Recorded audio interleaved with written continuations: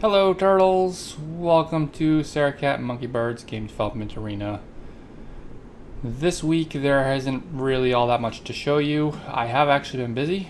The 4th of July I had off work, so I was able to continue working on the physical simulation of the drivetrain sim.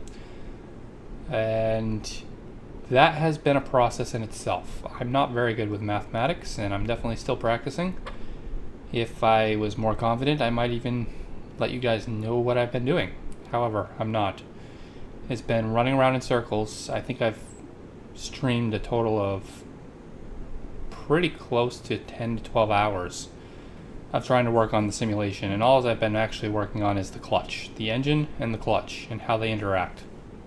And I think I've got the clutch to a point where I'm actually relatively happy with it. However, I do know that it's not completely accurate. There are still some things that are a bit fudge factored in there, but it's actually behaving as I expect. The engine and the clutch now align at the same exact RPM, so they're actually stuck together when they're stuck together, and they're not actually separating, because before, when I showed you guys last week, the clutch was technically working in some manner or another. However, the engine speed and clutch speed could differ by somewhere around 100 to 200 RPMs in some cases.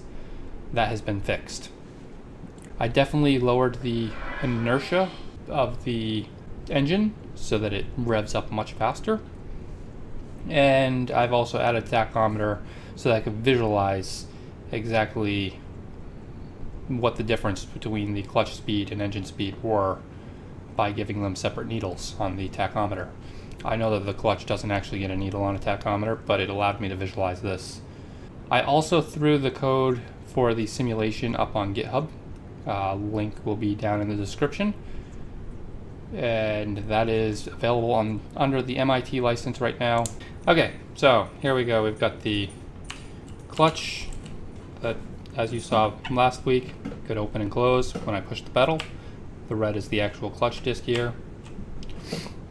And if I spin the engine up, it'll start revving. The clutch will go with it. If you push the clutch, the blue line here is the clutch speed.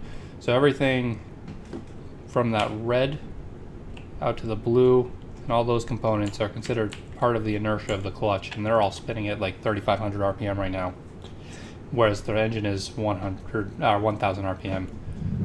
And you can rev the engine up pretty quickly now. Before, that took a lot of time to do, and you can see if you put the inertia of the entire thing, it revs up much slower. And it also spins the engine back up. So that's pretty much what I've done this week. That's not a lot, but sometimes in programming, you really don't make big changes. Sometimes when programming, you tend to get these cycles where you'll do a lot of effort, but you really won't have that much to show for.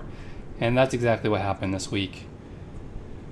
Hopefully in the future I will have more visual updates, because I'm pretty sure that you guys will like those a lot more than these technical ones, and I definitely don't want to go into the technical details of exactly what I was changing.